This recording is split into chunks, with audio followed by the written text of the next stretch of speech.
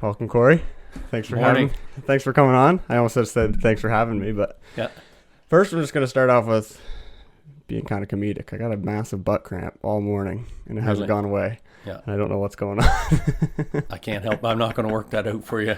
You I don't know how have you'd to. work that out. I don't know either. Yeah, it's a massive butt cramp. So Corey McAllister. I guess just maybe talk about who you are and what you are and where you came from. And Well, I've lived in Sussex my whole life, and we grew up Snyder Mountain, out in the country. Mm-hmm. There's lots going on out there. Had a few horses, had some cows, motorbikes, did all that stuff. All the fun stuff. Yeah. And my parents ended up moving back to town after we were grown up, and they live in Sussex Corner now, and that's where we lived in Sussex Corner before we had moved out there, but that's where our family all came from out Snyder Mountain. So Right on. And then the work-wise, I guess I'm at Brown's Paving, and I've been there for a long time. I did work in the woods for a small stint. My father worked in the woods, so he had some woods equipment and worked in the woods doing that type of thing, and then started into the paving, and it was my grandfather's business, and my uncles had it, and my uncle tackled me one day and said, "Why don't you come to work?" I said, "No, I work in the woods." And he said, "No, you need to come to work here." I said, "No, I work in the woods." So anyway, I ended up going and enjoying it, and that's where I've been ever since. So I guess that was in '93. I was going to ask you how long it was been, so that's a while. We're over 30 years now, I Right guess. on the dot, pretty much. Yeah, 30 years. So I did leave. I went back to school in '94 to tech, took civil technology in Moncton NBCC, and then come back and rejoined the company in '97. So Did taking that education help you with? Yeah, I kind of changed my position and took on a role of like doing estimating and sales, and Right on. and that would have been in '97. My uncle had passed away. One of my uncles had passed away, and just kind of was left quite a hole in there. And I mean, I was not something I was really ready to do, but I went. Sometimes you got to take some responsibility. So eh? I just did it, and I've just really enjoyed it. Good. Ever since. So. I was wondering how the estimation worked, like almost like a quote, right? Right. How do you measure? So how do you scale it? And so we go out, our drawings we do a small sketch more so for the customer to make sure we've captured what they were looking for. Sketch is not anything technical. It's done usually in the side of the road. Some of them are done back at the office at your desk, but some of them are on the side of the road type of thing with some measurements so that the guys, when they go to do the job, they'll have the right details of what needs to be done. There's a few notes there too, and special notes, and if you talk to the guys, they'd say, well, not really enough details. Usually, missing a few here and there, Right. maybe odd measurements. So, well, I remember at Kingswood University down the road, I saw one of your guys coming in and like had the tape measure with the wheel or whatever. Yeah, that's right. And he just was checking all the lengths of every spot, and I was just like, I wonder how they scale that off to. Yeah, I don't know. So goes by, we figure out the area, and then depending on the application, sometimes it's different thicknesses depending on the application, and so can they choose whether to like tear up their old stuff? Like, would you tear it up, or are you kind of just like sealing it off? We don't do a lot of overlay seals if it's an older driveway, because you'll get cracking that will come back up through reflective cracking. So usually when it's reached its service life in 20 years or 25 years, it's usually it's a take out and then put it back down type of thing. So yeah, there's a lot of technology behind asphalt. there's a lot. There's a lot. There's a lot more than what people think there is. I know. I didn't realize. I was just like looking into some stuff, and I was like, wow, this is crazy. And it's like a continual, like people are still researching, still studying, still getting an understanding of how can we improve these roads. Improve them, yeah. One thing I noticed, and I didn't realize this was a thing, is like in gravel, or asphalt, there's different size of stones that you guys use. Yes. And what depicts, like, a finer gravel, are you using that more for like driveways and stuff? Yes. And then the thicker one would be like highways, or? No. So larger stone would be a base course. So a lot of times there's been base courses that are left out, but usually a base course goes underneath. So that's like a layer, that's Yep, one of the layers. Base layer, and then it would be with larger stone, something like a 1 inch minus stone down with sand, of course, and then a top coat would go over top of that. But in a driveway application, it's usually just the top coat. Mm-hmm. There's no base coat that goes underneath of it, type of thing. Yeah. You guys level it out with steamrollers most times? Yeah, and that's got your tampers, I guess, too. Yeah, and the steamroller has become a I don't know what the word is for the term steamroller, nomenclature, I think is the word. Nomenclature? So a steamroller, they called it a steamroller because it was actually run by a steam engine back in the day. People still call them, the layman calls them a steamroller because there's steam that comes off it, even though it's not a steam engine anymore. Yeah. The steam you see coming off it is the heat of the rock? Well, we spray a small, just a very small mist of water on the drum, on the steel drum, which keeps it from the steel from sticking to the hot asphalt. Right. So it creates a barrier between, and it's constantly spraying as long as you're on the hot asphalt. So when you see the roller going or the compactor, you see the steam. So we don't correct people because it's a steam roller. It's a roller and it's making steam. Yeah. So, but it would have been when asphalt, when they really started. Asphalt's been around a long time, and it's been many different names. But when we really started, I guess it was used pre-automobile. But when the automobile came out, it was really, came to the forefront at that point, out of necessity. But at the time, there were steam engines, and you just had a big chunk of steel with rollers on it and a steam engine to roll it back and forth. So yeah, that's the steam engine. I wonder when they thought of putting water on the steel, because that would have just been a headache of just constantly getting rocks up through all the time. Yeah, it would have been constantly stuck up. So, back in the day, before we became conscious of our environment around us that we were living in, I'm sure it would have been a petroleum product that they would have sprayed on, and probably wasn't super environmentally friendly, whatever they did. WD-40 or something. Yeah, WD-40. So the water's been quite a change. Even now, back in the day, they would use diesel as in like the box of a truck, so the dump truck, so it doesn't stick to the steel in the box. And now the technology has came far enough that we're using like an environmental. It would be like a soap. We call it soap. It's not a soap, but it's an environmentally friendly, biodegradable type of just a barrier, basically that holds it. Just like a coating or whatever. Yeah, coating. Yeah. I just lost my train of thought. I was gonna say, the coolest thing. I looked at it. I was like, how? Like, can we reuse the asphalt? Like, I was just like, how do we reuse this? Because I saw people scraping it up, and then it just like didn't look like they did anything with it. But come to terms out, it's like the number one reusable product in the world. The most reused product in the world. Which is crazy. It's unbelievable, yeah. And we do recycle. We don't recycle to the degree that some urbanized companies would do. So without getting into a long lengthy whatever,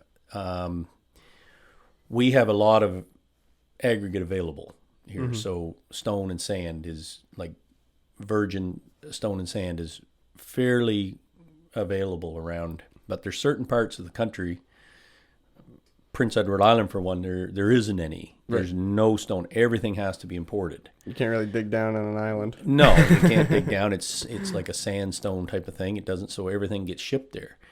The other, take a place like New York. There's nothing. There's no way to they bring it in by ship. It comes in by barge. It goes to the plants. I mean, there's quarries outside of the city that takes a long time to bring that stuff in with traffic and whatnot. Yeah. So you get some of the places like that are they reuse everything. They're concrete, they're asphalt. It's crushed down. It's reheated. I was gonna say the whole process. I don't know. Like I just could imagine it getting finer and finer, but can you transition it back to like a bigger? So there's a couple of processes. So we use a process. So when they mill it up on the roads, when you see them cutting it off the road, planing the road, you take that and that gets some of that is.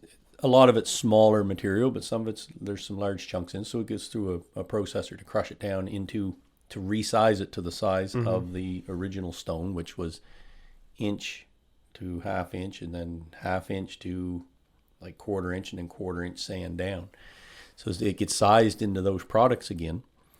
And basically when it goes through the plant, it gets heated by being mixed with the material that's already there. So at 10%, you would just make your virgin sand and stone 10% hotter.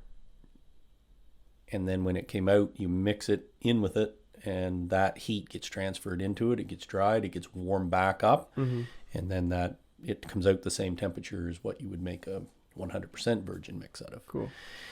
There's another process that they do it a fair bit. We've done a few projects. And I say we as the province of New Brunswick. As a community.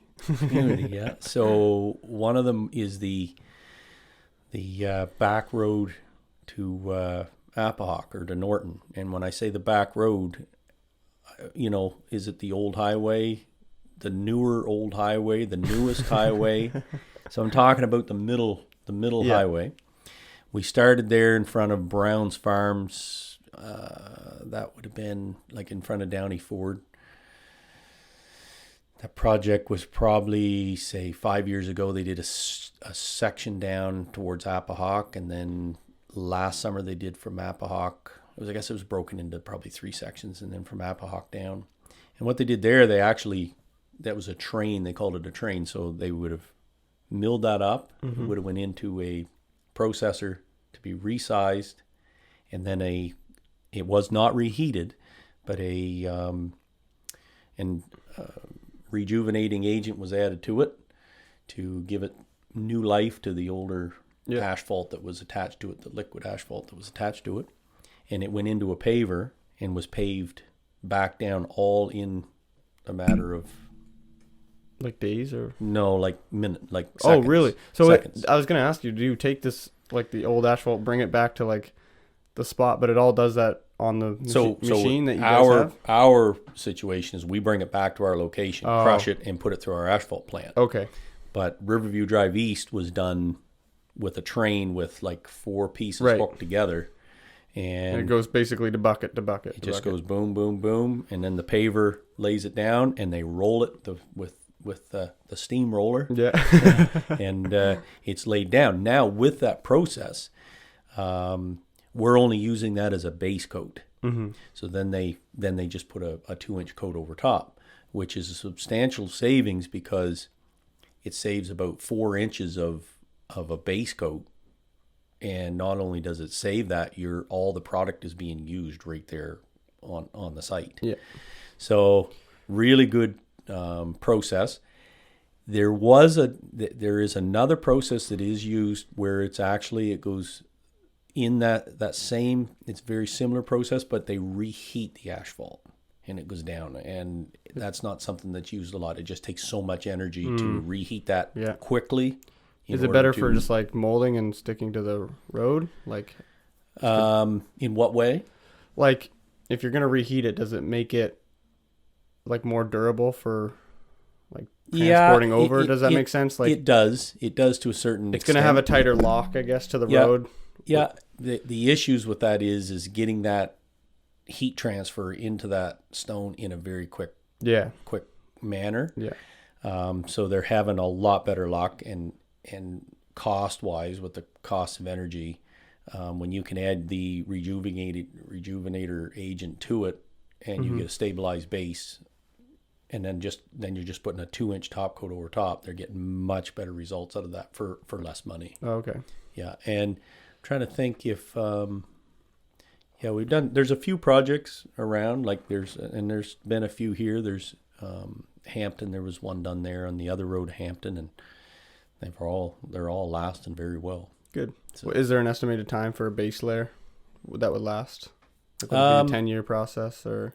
Oh no, that You're going to get. Oh yeah, you're going to. Well, that old road down there was, I forget what they figured that was, 40 years or something. And then that middle road, your 4-lane, with the 4-lane, the purpose of the 4-lane, besides safety and volume of cars, the 4-lane took a lot of heavy traffic off of those 2 back roads, right, which allows them to last a lot longer. Like we will get out of Riverview Drive East, I suspect, it's probably a 30 to 40 year life cycle on that without the heavy traffic on it. Wow. Yeah. So is a highway thicker than like a main? Yes, it is. Like a main street road, basically. Yeah. And due to like transportation of like 80,000-pound trucks. That's basically. right. Yeah.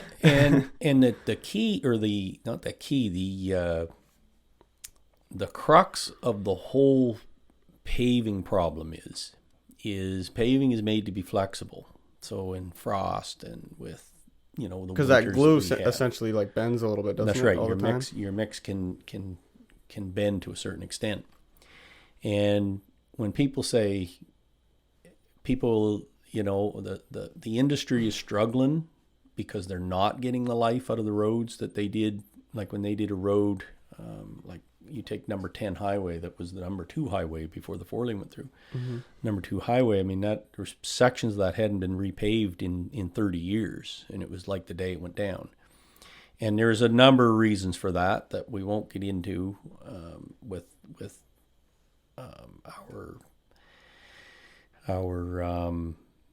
science of the asphalt is one, the liquid asphalt is one thing.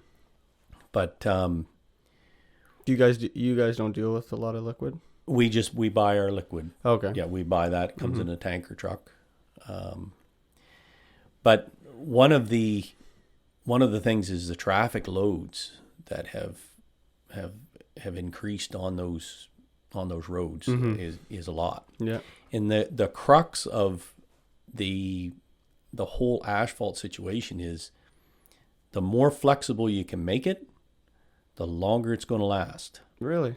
So if you take an elastic band and you kept it in here and you could stretch that band would probably last, 5 years on this desk. You set that elastic band in that window in the sun and come back in a week. It's going to be frail. It's not going to be much left of it. So that's a challenge with that flexibility that gets removed out of it. That's a whole scientific thing that there's a whole bunch of people dealing on that side of it.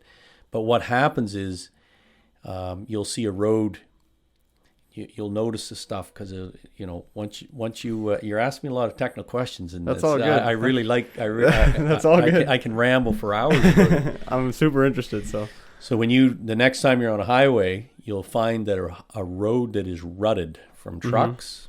And they don't leave roads. They'll leave roads with potholes in them now and mill out roads with ruts because ruts are super dangerous with hydroplaning. Right, yeah, because they just pool. Water pools. I always drive on the little bump in the middle and then on the line basically because. So you can look and you can say, well, the government, they won't fix this road. It's full of potholes. Yeah, well, you might blow a tire, but you get her on a road that's rutted, and it's a serious threat to the public. Yeah. But the next time you're on a road that you see some rutting, you'll find that road, there's no potholes, there's no cracking, there's no. It's just it's all intact. I guess it's not good shape. It's intact. It's smooth. It's just that's right. Just a couple dents. So yeah, that's right. Depressions. What happens is that was a flexible mix. That is, it flexes with it has good longevity, Right. but it's no good for the trucks. Mm-hmm. So people say, well, how come our roads aren't lasting, and how come it's not like it used to be with 20 years ago or 30 years ago? The issue is, as we increased the truck traffic and the amount of tires on it, they had to take some of the flexibility out of those roads to prevent that. And it's such a fine line. Yeah, I was gonna say that mixture and like ratio is just Very fine line from when you get a good sturdy road with no longevity. Mm-hmm. And there's to get that balance is and when we're tested when you do those types of jobs, and I mean all of our jobs are basically tested from the quality control standpoint. And what happens is that's the line that we're trying to meet all the time. Yeah. We come to pave your driveway. There's no tractor trailers here. right. So you're going to get a more flexible mix. It's going to last longer than what you would do at a truck parking facility. So if it was a transport, yard where we're going to put a heavy, non-flexible, not as flexible mix in there as what you would have in the driveway. So that's the kind of the differences between them. And that is something that is it's tested and designed for that. You don't have any researchers at your spot, do you? We don't, but there's there's consultants that there's 4 companies in St. John that test asphalt. Like they would do. Well, there's their probably quality engineering control, companies. right? Would they have to come in every now and then and check your guys' stuff? So it's funny you ask that. So when we do a job, for example, we did the bridge approaches into St. Martin's on the new covered bridge. If you've been to St. Martin's, see the new covered bridge there. So we did the approaches to that. So with that, they called that a design build. So basically, they hired somebody, they designed the bridge, they installed the bridge, and they did all their own testing, all their own engineering, all their own whatever. The government, as the province, they have their own testing that they do side and side. So there's 2 sets of testers there all the time on a design build. Yeah. So, and then we would have had, each individual contractor would have had their own testing done for each one of theirs. So sometimes depending on what it is, you can get up into, because we have our own people that would do our quality control for us, and then the contractor, and then the owner, which the owner is us as taxpayers, the province. Right. So, there's a lot of them, and big process. and of course sometimes they get made fun of, and we get made fun of, or we poke fun at them, and it's like there's more of you guys than the people doing the work. And, you drive by and you see that, but that's why. That's where that comes from. So, is there any other big issues with transportation, like just heavy loads with asphalt? Like, is there any other obstacles that you have to deal with? And i.e. as in the just like weight and like I don't know, slickness, I guess, as an example for water. And we don't have a lot of what they would call what's the word they use in Ontario. It's a serious, not just in Ontario, in certain parts, depending on what aggregate they're using, it polishes, and it's a very dangerous situation. We don't get into that around here. We don't have a lot of aggregates that do that, and if we do, we have other aggregates we can turn to for that. But in Ontario, they use a lot of limestone, which is a really good product for making asphalt out of. But sometimes they can get polished from traffic. Yeah. And it's just like, I think I've seen that around. Is there any places around New Brunswick? There's got to be. I'd have to think about that. I'd have to think. I feel like I've seen it before, but I don't know. Yeah, I don't know exactly. Yeah. But because they're not allowed to use them if sometimes they get either covered up or something done to them. Kind of concrete. We don't have a lot of concrete highways around here just because of the weather, but there's one concrete highway in coming from Nova Scotia between Truro and Amherst, maybe. I think there's a section there that and it's lasted really well. But they had to go in and scuff the top of it off with a diamond machine that smoothed it out some. So, it can be.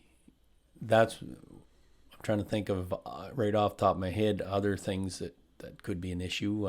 Well, I was just thinking about moisture. So you know how the water sits on top of the asphalt? Yes. There'd be no way to let it seep through.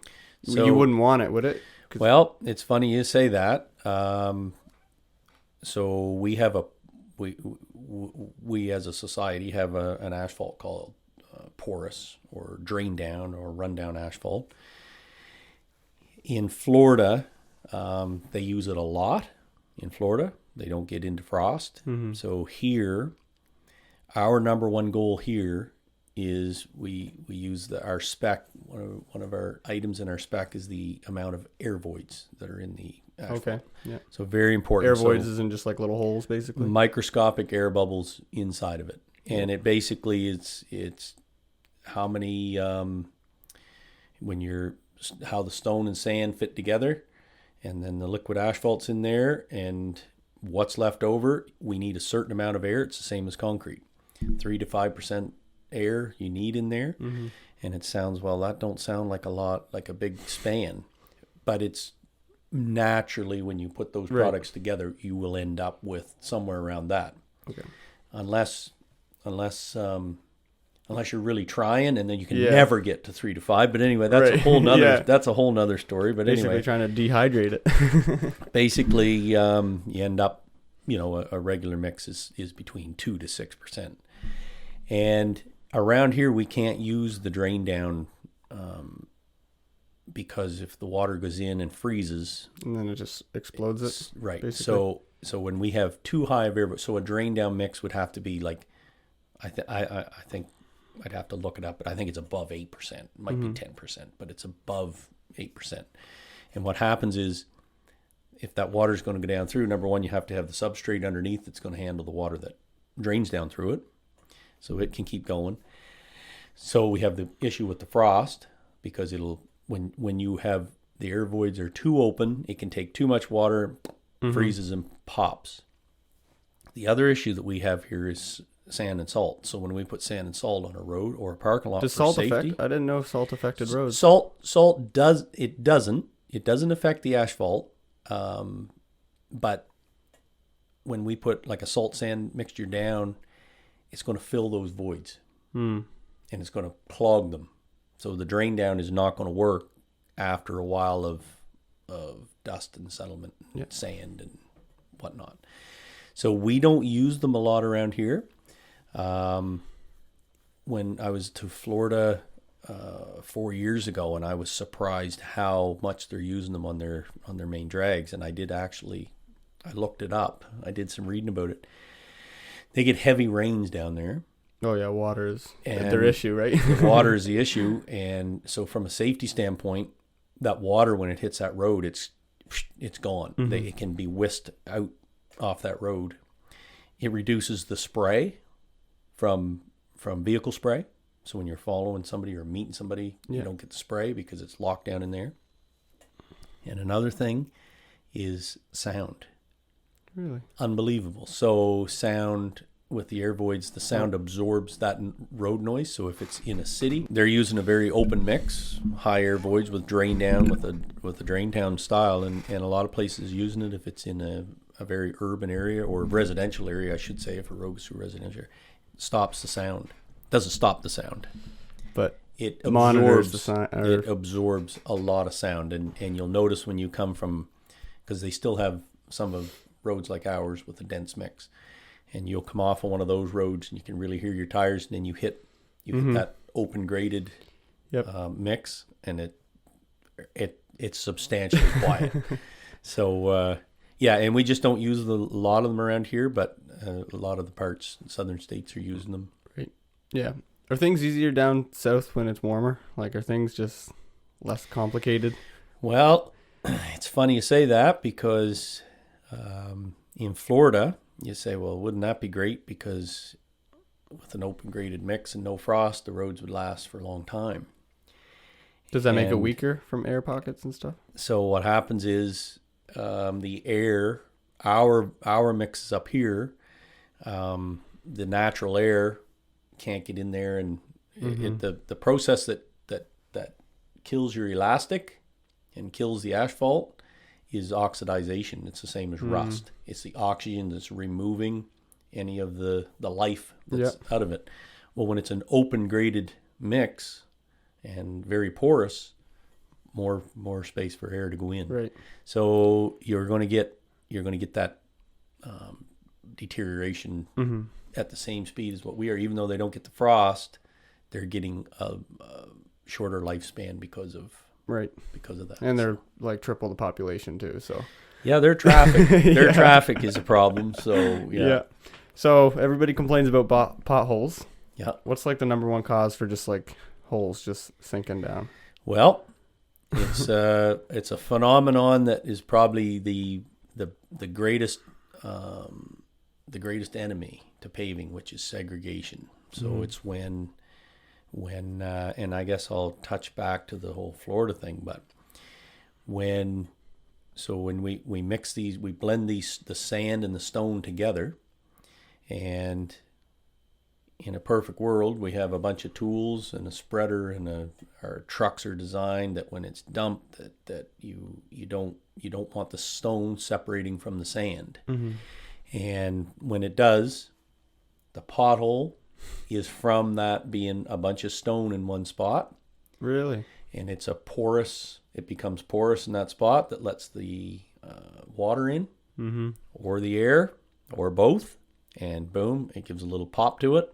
And then once it starts, then it's... The rest of the weight's just going to pull it down. Yeah. So is it usually like kind of like one side type? Yeah, it can be. And sometimes they're like just perfect circles almost. And they are. Like it just drops. Yeah, and so the other phenomenon that causes that is hydraulic pressure. So it's not just, you say, well, a pothole formed on my street and it was summertime. How did that happen? Well, I can guarantee it formed in the rain. So when the water, picture trying to plunge your toilet out, when it's full of water and that tire drives over that pothole and there's water in it, it's forcing that water it's making a punching action into that, which is driving that water into it, and the hydraulic action is actually breaking pieces of the asphalt off. So cool. Yeah, you won't see too many potholes forming in the middle of summer, unless the ground's like something's wrong with the ground. That's right, unless the ground's soft. But in the wintertime, like these winters that we've had, it used to freeze in December and then it thawed out in May or in March. Yeah. And now we could get 2 or 3 frost cycles a week where it's -10 and now it's +10. Like that could happen each week. Yeah, we're in a tough weather pattern here. We're right on that edge of that weather pattern. And when you freeze a pothole and then you thaw it 6 hours later and put the traffic on it, it just takes it might be something that you can't even see with your eye, and then all of a sudden one stone comes out, leaves more water, and then another stone, and then away it goes.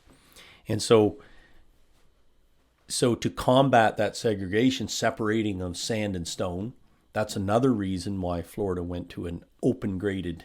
That's why they use open graded wherever they can use open graded, because if it's all the same, you can't get the segregation. So it helps with the design of the mix if all the stones are the same size, there's no segregation. Right. So they're designing that mix around all being one size stone. We've done some projects up here with that, with straight stone mastic they call it. They're very complicated to do because in Florida they can leave them open. Here we use that stone, but we have to close it. We have to seal it. Yeah. So it becomes very complicated and it gets very expensive because it's more liquid asphalt. There's just more product in general. There's fillers, specialized fillers, like a fiber, it would be, they call it newspaper, but it's a cellulose fiber that gets put in there because when you put liquid asphalt on pure stone without any sand or dust. I was going to ask you that. How does it stick? I was wondering. It causes drain down. So, okay. So basically the liquid asphalt just runs off. Stone's hot. Yep. So it just runs off of it. You answered the question right in my head. Yeah. I was like, how does that mixture stick to the Yeah. stone and stay? So that's drain down is a big issue. So then it becomes specialized equipment to put the cellulose in to soak up the asphalt, but yet bond it to the rock. And we've done the intersection of, we're getting right into a rabbit hole. The intersection of Regent Street and Prospect was a stone mastic job. And the other one was, and I can't think of it right off, but in Moncton, I can think of it. I don't know what the road, but the road be Elmwood Drive, probably the intersection of the 15. If you were going in Moncton, if you were going to the Champlain Mall on Wheeler Boulevard, number 15, there's an intersection there where you stop before the mall. It's a four-way intersection, and you go to Taylor Ford, it's right by Taylor Ford. That intersection was done a number of years ago with SMA, stone mastic. Nice. And, I mean, it worked. It was expensive because we just don't do it a lot, so contractors aren't super familiar with it. So I don't know how much underground work there is in cities. I don't know if you have any knowledge of that, but have you come across a situation where there's like underground work? Like, I don't know if there's tunnels or sewage and all that, and then you have to build a road over that. Does that affect you guys at all? It doesn't affect us per se because somebody else does that. But does it affect the asphalt? I mean, that's probably in the cities that's probably. Well, I'm guessing I was just guessing like there's got to be vibration somewhere if there's energy running through that, which is going to shake the ground. And I just didn't know if that's going to have a long-term effect. There's some movement to it, but a lot of that has been engineered. It's down lower. We have a frost issue here, so a lot of that infrastructure is down below the frost. So we have a really good layer of a buffer there of material between that and where the pavement is. So, but you'll get into some movements and whatnot. But once it's settled, you shouldn't. The town of Sussex here try to. They can't always, but when they do a rebuild or a new street, they put a base coat on and then leave it. They leave it for a year, maybe 2 years, and then you get settlement. You get or if there is any settlement or movement, it moves, settles, and then you hope that it's done at that point, which usually it is after a frost cycle or two, and then you come in and put a seal coat on it, and we're just getting a little bit better life out of that because a lot of the imperfections are settled out, and when you put that top coat on, you'll get longer life out of it. Yeah. So what's the advantage of putting buckets of like tar basically? Like, you know how you take the squeegee, you just put that over like somebody's driveway? Yeah. What's the advantage of that? Like, is that just like a quick fix kind of type process? Or? Well, to a certain extent, but it depends on, there's a number of advantages to it. We tell people, people say, oh, do I need to? Do I have to do this? No, you don't have to do it. Is it good that you do it? Yes, it is. And one of the reasons for that is oxidization. So if you seal the top of it up, you're not going to get the air that's penetrating down in there and causing oxidization. Right. It's like a little protective layer. Just a protective layer. Yeah. Unfortunately, sometimes it like what you're talking about a couple of different products. The one that you squeegee on or roll on, it's a little bit thicker. Usually a water-based product, that is. The guys that spray them. I forgot about the spray, yeah. Yeah, so the spray, sometimes if you get a reputable company, you usually get a good coat. The problem with the spraying is if it's not a reputable company, sometimes it can get a little bit thin and you're not getting, a lot of protection. It's just paint. It's very thin, and the next year, it fades out again. It fades out. Yeah. So it's really not offering a lot of protection to the oxidization part. But we have a few people around. There's some people around town that are doing it really good, really good. And I mean, we do recommend that people do it just because of that. What we spoke of, if there is imperfections in the air voids or openness in it, it's going to seal it up, and it's going to keep gas and any oil like that, be able to hose it off. Not only that, it just looks good. Yeah, it's true. It does look good. The nice black slate, I guess, across. So. And you guys, I looked at your website, and like longevity is the goal, right? That's right. You don't want to have to worry about it for the rest of your life. That's right. If you want can. to be able for it to something that can stay. And right. Yeah. Yeah. I guess your goal is technically to lose customers. That's right. Exactly. Speaking of customers, you deal with everything from like commercial to like homes and landscape and stuff. But is there a more? Oh, I loss of words. But is there one that you do more, basically? It's funny. Or one that you might prefer more, I guess. We would do probably half. I shouldn't say half. We would probably do probably a third of our business is residential, so just straight up driveways, and a third would be commercial. And when I say commercial, it would be like, the sawmill or Kingswood University. Think of just big parking lots, that's pretty right. much. Yeah. Apartments or like. That's right. And that could be as small as potholes or to a complete rebuild. Right. Of the parking lot. That's probably another third, and the other third would be municipal work. So we don't do highway work. We don't go out on the highway and pave, mainline paving, we call it, like on the main drag. We do a lot of work for the highway department. We would do smaller stuff. So if they put a culvert in or a bridge, and we're doing the approaches to it.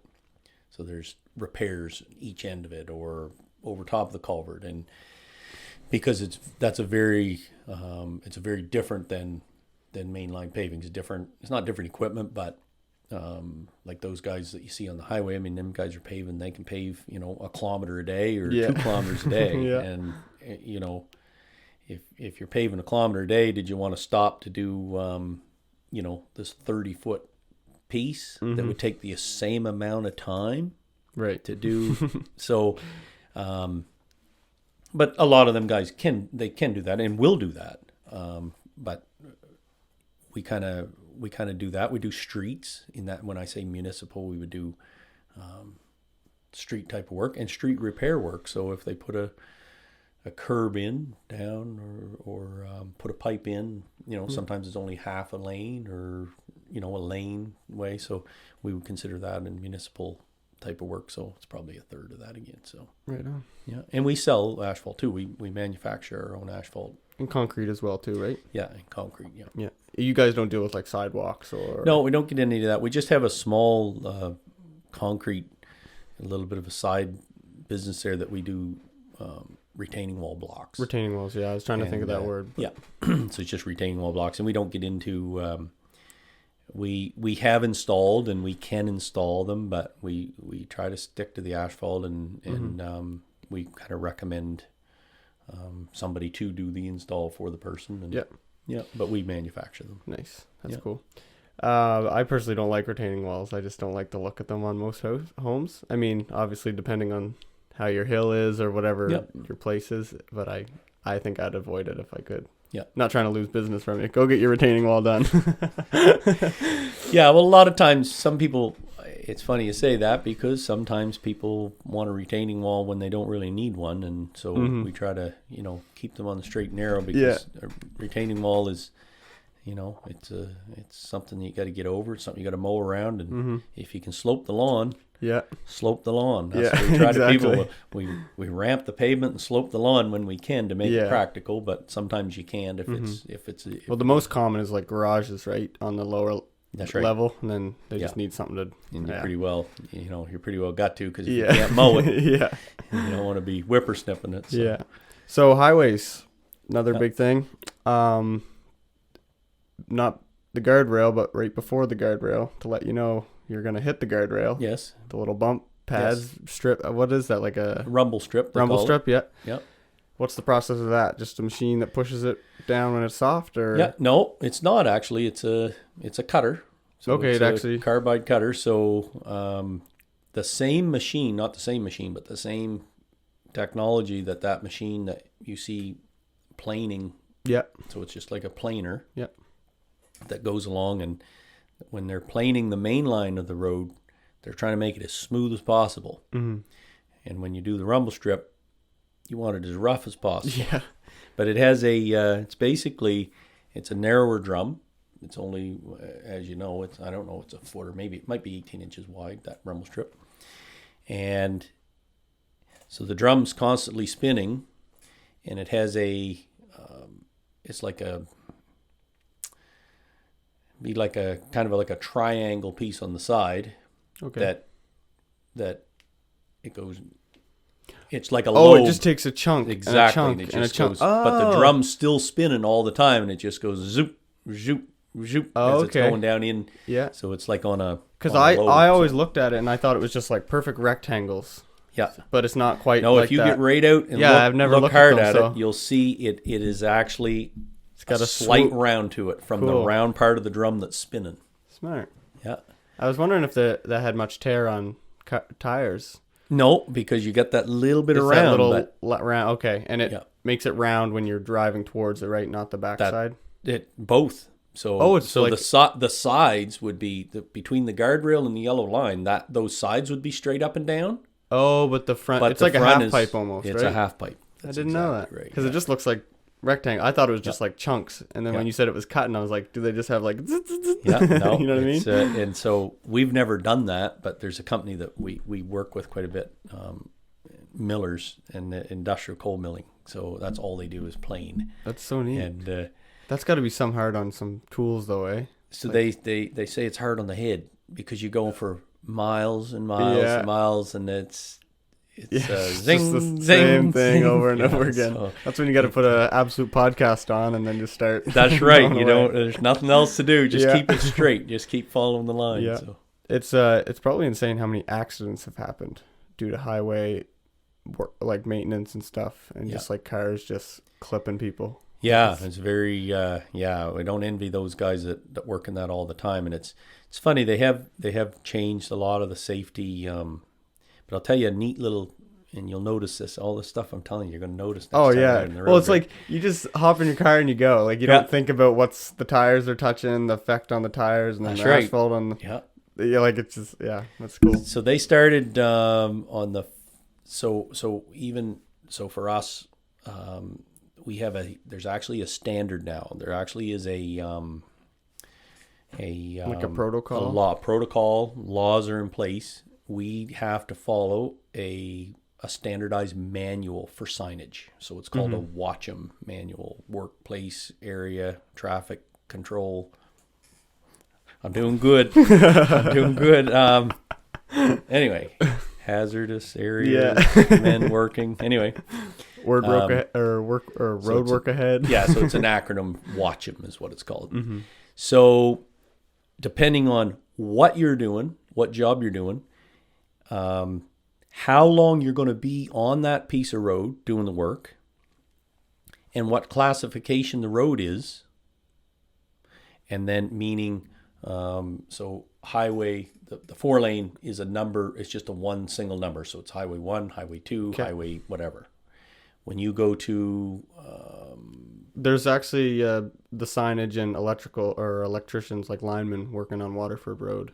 Okay. So what would that be? So Waterford, okay. So you picked one that I can't think of a good example. Let's go to St. Martin's. On the road to St. Martin's is Route 111. Okay. So that's a class, somebody might listen to this and correct me, but say it's a class 2 highway. Mm-hmm. So, and then there's a class 3, which would be the Waterford Road, depending on how many vehicles a day. Oh, so traffic flow is... how it's built, how many guardrails there is. Does elevation matter? Like elevation matters with the guardrail, with guardrail placement.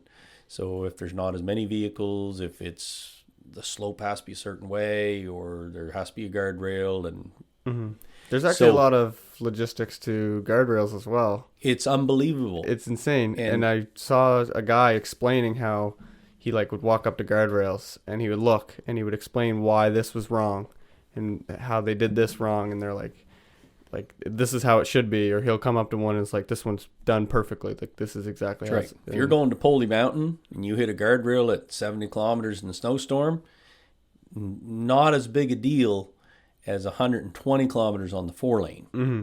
You hit one of them, you want to make sure that things are up to standard. You'd hope so. Yeah.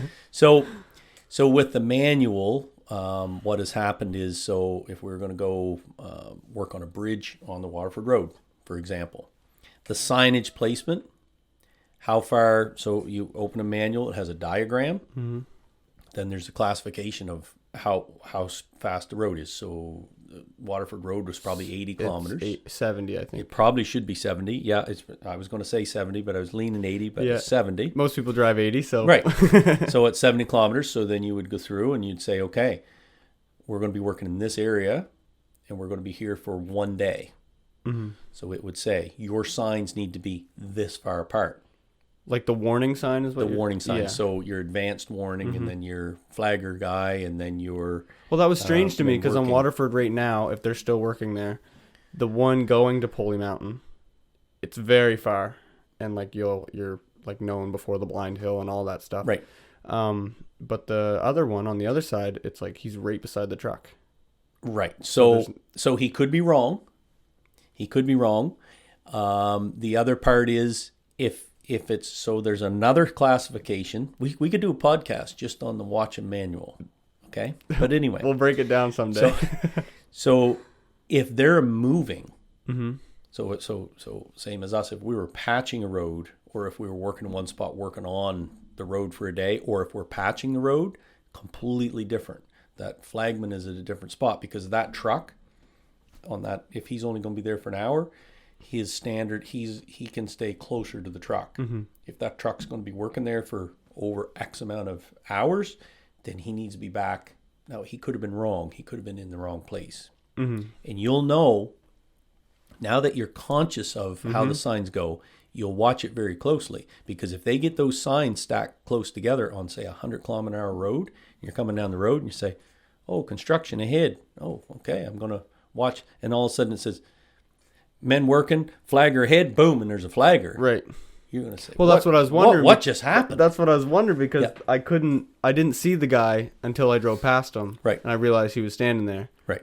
And I was like, that's kind of so it's a very serious thing, and they take that serious. Mm-hmm. They take that serious. You could get. I don't want to rat anybody out. No, that's right. Yeah, no, yeah, and we would get our knuckles wrapped, and because as we're paving, somebody is constantly moving those signs to the proper placement. So when you go back to the dangers of the 4-lane, and I mean, you're not talking 4-lane, but you'll notice on the 4-lane, the placement of signage is super serious because if you're cruising through there at 120, you need your warnings properly so that you can. And that's not just like 2-door cars. Like we're talking semi trucks. We're right? talking, and a semi truck needs to get over. If a lane's blocked, he needs to get over. He needs time to get over. Mm-hmm. But you'll notice that on all of the 4-lane, you'll never see them working on the 4-lane without a crash cart. So there's a truck with a steel plate almost. It's a trailer behind it, and it just looks like this weird aluminum tubing thing with some yellow things inside of it. Some of them they're built all different ways. It's a crash cart. So if somebody didn't get over in time. Oh, yeah, I know exactly what you're talking about. Yes. Yeah. So if somebody didn't get over in time and they hit that, it's made to absorb the energy so that it's on a dump truck. It can be on a smaller truck, like a... I feel like I've seen a pickup with a trailer like that. Yeah, and that's possible. It probably like a 2-ton truck type of thing. And it's basically, if somebody hit them, that it just kind of crumples and dissipates that energy and slows that. I can't keep hitting this mic because it's going to... That's okay. That's it's going to go bang, bang, bang and slow them down. So, and even when they're putting signs out, you'll see them with that if they're parked on the road to get the signs out. Somebody's got to put the sign out first before they do the work. Before anybody's even showing up. But usually they do that pretty early where traffic's not too crazy. Yeah. And so what the whole point of that, where I was going with that conversation was when you talk about safety, our standard on the 4-lane, we don't even work on the 4-lane, and I have all this information on the 4-lane, but anyway, it's kind of neat because you see it, you get to see it so much.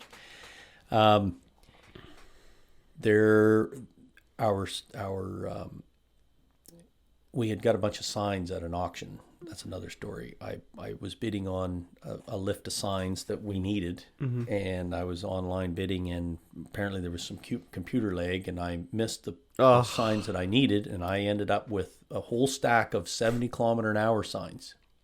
Just 70 kilometers. Just 70-kilometer-an-hour signs, okay? And so you can only put so many of them up in your camp before Until it gets a little boring. Yeah. Turns into an art piece at that point.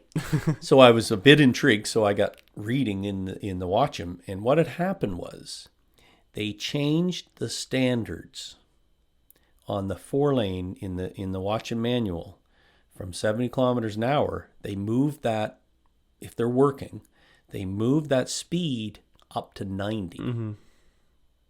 So you'll notice if you go through a construction zone on the 4-lane, it's 90 kilometers an hour. I know. And you say, I don't remember it ever not being 90 though for me. okay, and that's fair because that's fair. I would have got those signs probably before you were driving. Okay. I don't know how old you are without 20. Yeah, no, that would have happened probably 8 years ago. Okay. Maybe 9, but and so it was a little bit intriguing when you say, well, why would they move for safety? Why would they move from 70 to 90? But flow traffic probably, right? They don't want to slow people down. That's right. And that's what happened was people would come to those zones and you're rolling through at I mean, even if you're doing the speed limit at 110 and all of a sudden you're going to drop to 70, like it caused a lot of, I mean, I shouldn't say it caused a lot of accidents. It caused some. The next time that you picture yourself, because when you slow from 110 to 90, you feel like you could get out and walk at 90 kilometers an hour. Yeah. It's so slow. And when they were dropping to 70, I mean, there was tires screeching and people were putting their brakes on. And well, to think that Main Street's 50, and that's only 20 more kilometers. Right. So it was very dangerous. It became dangerous. So they moved that up for the flow of traffic. And then probably, I'm not familiar, I'd have to look in the manual. I'm assuming their delineation, so the cones, you know how you drive for miles of cones? So there was some type of a standard that maybe cone placement had to be upped. You know, you were okay at 90, as long as, you know, we're going to move it up to 90, but a lot more cones, and they have to be moved over sooner or something. I'm sure that's. I always wanted to take my door and just like open it up and just go. Yeah, it's very tempting. Yeah, but you could probably get away with it at 70. At 90, it probably wouldn't hurt the cone, but it might hurt your door. Yeah, your door might get a little bit of damage. Yeah. No, it's all so interesting. Well, it's interesting because the next time you'll notice this stuff now, and it'll. Well, I was always curious, and I always saw the company called Gateway Highways. Yep. And I was always wondering, what would it like to be in that kind of work environment? Right. Which I kind of think like that all the time. Like, what is it like to be in Yep. your position, for an example, like Yep. overseeing all these places and Yep. dealing with all these employees and all that stuff in your position. But I was wondering about asphalt. Yeah, well, when I was driving on the highway, my sister one time, we were going to St. John, and I think I was going a little quick, around, like by the construction zone, probably like 100 or something. I didn't want to go quite down to 90. Yeah. And she said, you know, like, these guys got to go home and see their family, you know. Yeah. And then every time I drive by, I always think of that, and I'm like, yeah, these guys are just like some dads most of the time, or some moms, just like going back to their family, hopefully at 5:00. Yeah. And that always made me remind myself, like, all right, I gotta take these signs more serious. But when you're 16 or 17, like, who cares, right? Like, you're just you're all excited to just go rip and No, it's quite a thing. And I mean, we've been lucky here. I mean, there has been, you know, some situations, but we've been lucky in, you know, in New Brunswick, because in general with not, you know, it's dangerous spots. Yeah. Well, we're at an advantage. We got a lot of old, slow drivers. Yeah, no, but that's right. Yeah. We're also at a disadvantage because they're all old and slow. Yeah. So it's like, what's the advantage to be behind a car? A little bit of history. Apparently, 625 BC, that was when they first used asphalt into the roads. A form of asphalt. I don't know how exactly. I didn't know that, but yeah, it's pretty interesting. But it was discovered before that for like wall art. Like they would like stick that to probably the side of a wall to create whatever language they needed to create at the time, probably. Yeah. What are some other things? That's interesting and that doesn't surprise me because the original, that history, the BC stuff is basically in the Middle East, and Right. I mean that's a lot of it's right on top of the ground. So if you can get something to stabilize the ground and to be easier walking and easier, Maneuvering with easier maneuvering. Yeah, camels had to walk on something a little that's softer. right. Yeah.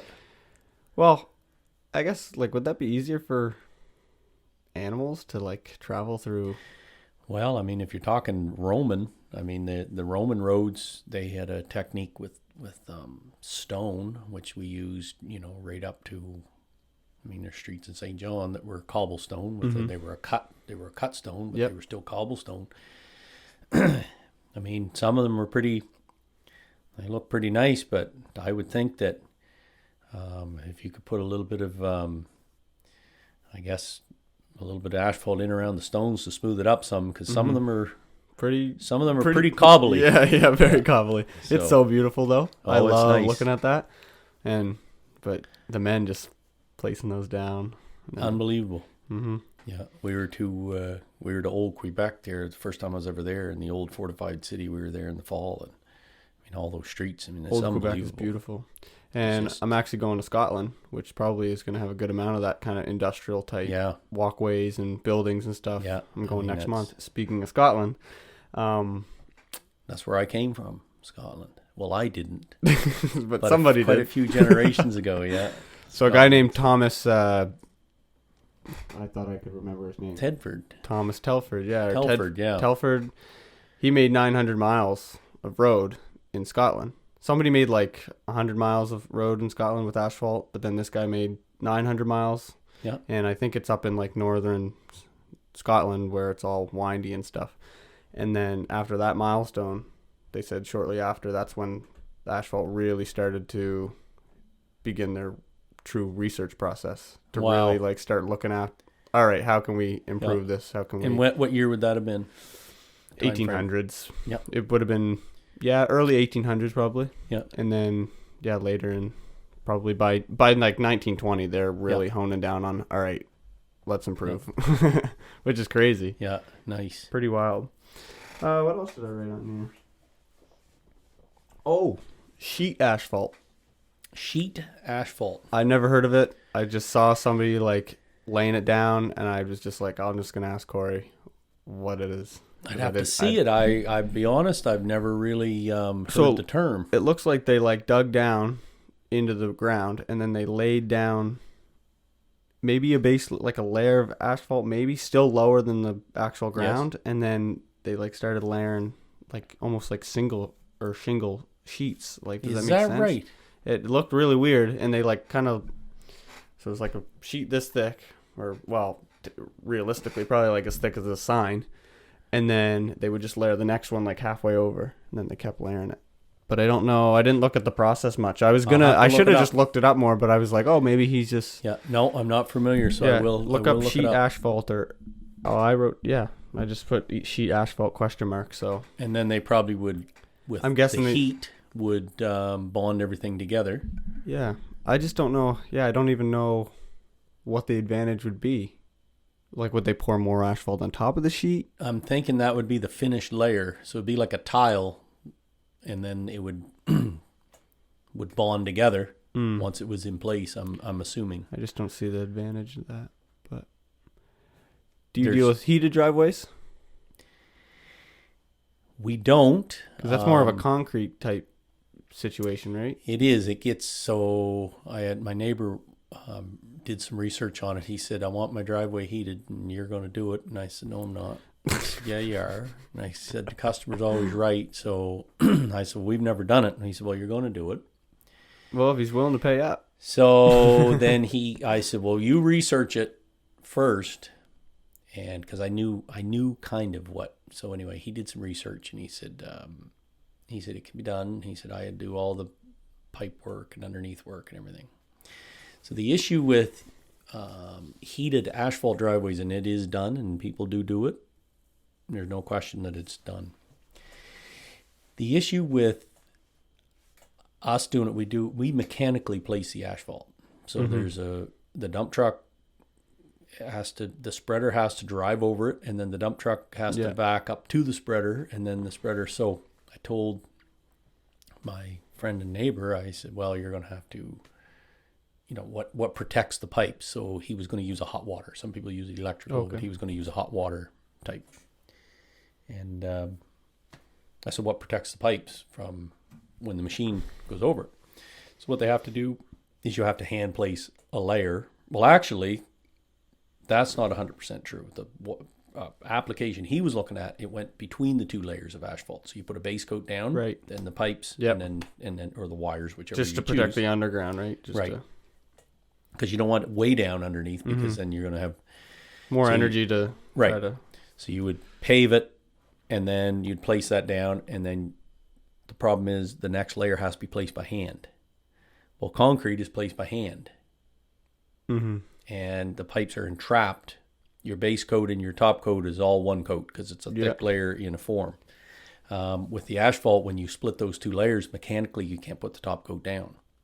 And we don't have the same finishing type of tools. You can do it, but you're not going to get the finish because in concrete you do a broom finish or a trowel finish. Well, we don't. Our machine is the spreader that does that, and you can't drive that over the pipe. So the dream kind of the fruit died on the vine, I guess. And he looked and he said, well, I'm not doing it anyway because I looked it up and the stuff that I need is very expensive. So extremely. So in a small application, we're like over at in the townhouses of De Winter's townhouses, say over in Coventry. Okay. Smaller, like just a small 2-car driveway. Could be done because you could do it by hand. Well, a lot of cities have those type of driveways. They do because there's they're one short, car, quick. Yeah, it's and from an energy standpoint, you're not heating. It's a smaller. It's a smaller. For his, it was even though it was it's not a super big driveway, but it was when you get doing the math, it's a big driveway compared to. Compared to. Would you need to use a different type of asphalt, like that air asphalt, if you wanted that heat to? Nope. Just same. Okay. No. Use a dense style, and it'd be fine. And it wouldn't get too hot where it would liquefy the. No. You just put enough on it just to keep it above. I mean, if the sun doesn't make it very goopy. That's the thing. The sun, when you talked about sealing the driveway, that's another thing. Is for a snow removal standpoint, you can save yourself a lot of hassle when it's sprayed new, each year, every second year, because when that sun hits that. It makes a huge difference. Like with it just draws so much heat to it. So some places get so hot where that asphalt's a little sticky from walking. You'll feel it's drip down a little bit. And I've seen it a few times. Yeah, you're just walking and it's like, whoa, well, what's the like squish? What's the team? The Carolina Tar Heels. There's a team.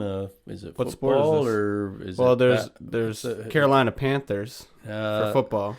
You look it up. Is it like a it was they World were called League? Yeah, it was. It might have been basketball or something. I'm not big on the sports.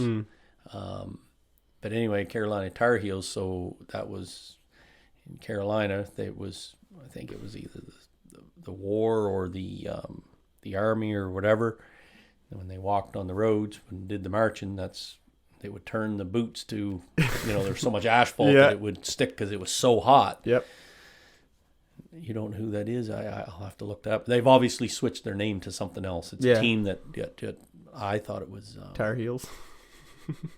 You're laughing at me like you're thinking, what's in that coffee cup? What's that guy drinking? Yeah, what are you drinking? But no, if you don't know your sports, then it's like you could just make up any name, like that's right, the Reindeer Hippers or something. That's right. It's like what?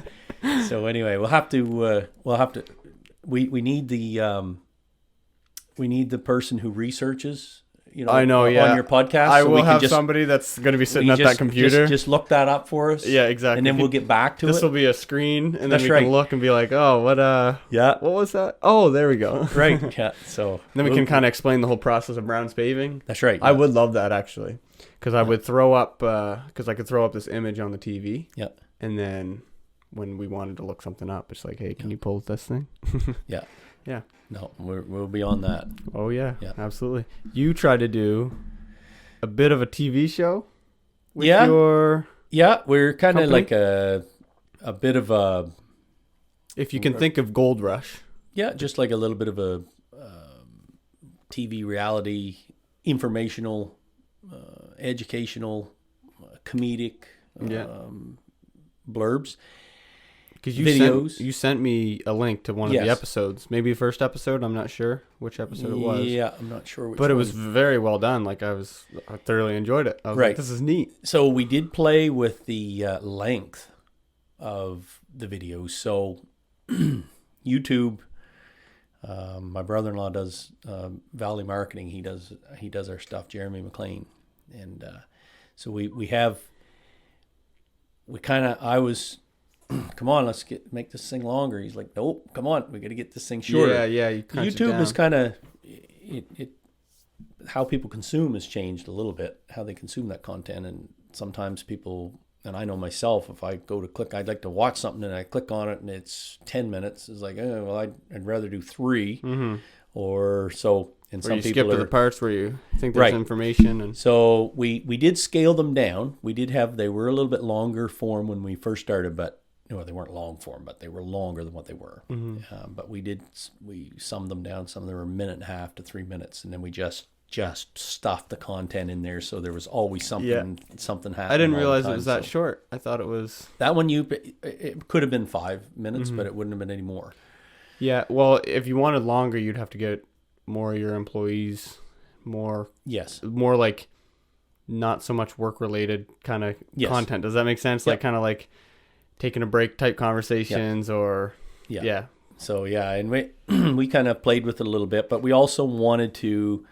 I mean, people want to know what we do, and it's so funny because you're so worried about being repetitive. Well, same as this. You're worried about being repetitive, and it's like when you. Well, as soon as you're putting yourself on this camera, you're basically setting yourself up to be judged or criticized. Yes, that's like right. not to the point where you think these people are mocking you or trying to bring you down or anything. It's just like they're viewing you and they're going to have their assumptions no matter what happens. That's right. So Yeah. Yeah, I don't know where I was going with that conversation. I guess we got sidetracked.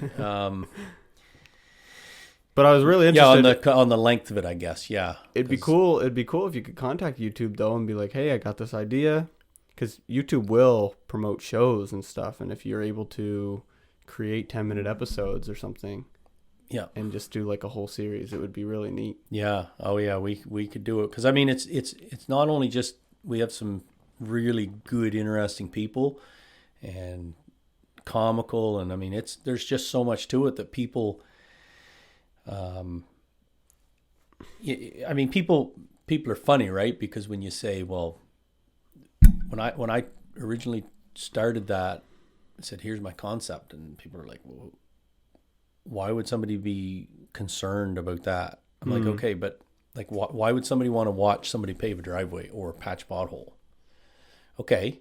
And that's fine. That's a legitimate statement. Right. Except you went home and I went home, and all we watched for 3 hours was reality TV. It was either a guy catching a snake or a guy like somebody digging for gold, I guess, in Gold Rush, or I don't watch Big Brother, but Survivor. Kim Kardashians.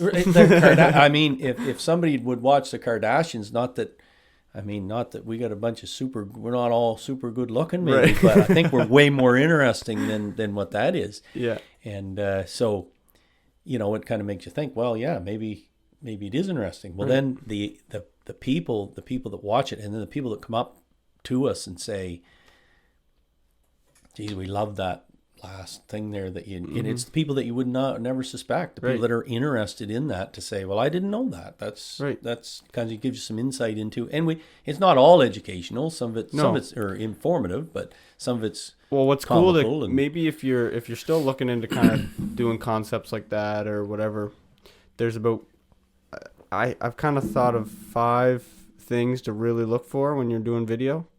It's like obviously entertaining, that's a goal. Educational, that's a common thing that people are looking into. I'm gonna have a brain fart here.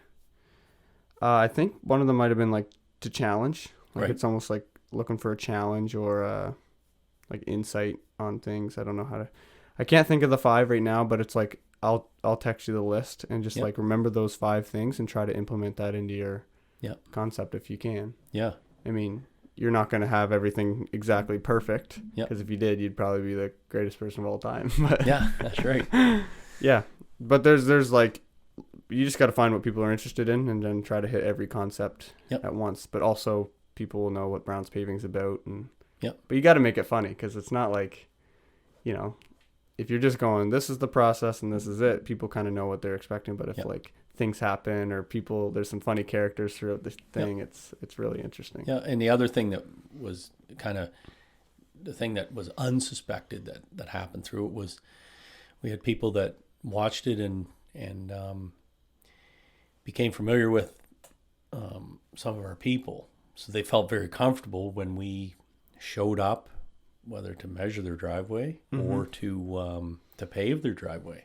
You know, you'd get a phone call from somebody and they call you by your name and they'd say, "Oh yeah, you know, just wonder if you give me a price." And you're thinking, "Oh, I don't know. I should know this person." You know, and Right. they called me by name, and so then you go out and you get talking to them, and you kind of say, "Well, you know, how'd you?